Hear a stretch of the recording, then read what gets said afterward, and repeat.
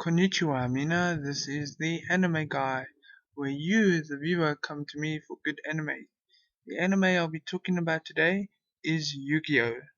Yu-Gi-Oh! Is about a boy by the name of Yugi Moto, who soon becomes the champion at a game called Duel Monsters, where basically the objective of the game is to get your opponent's life points down to zero.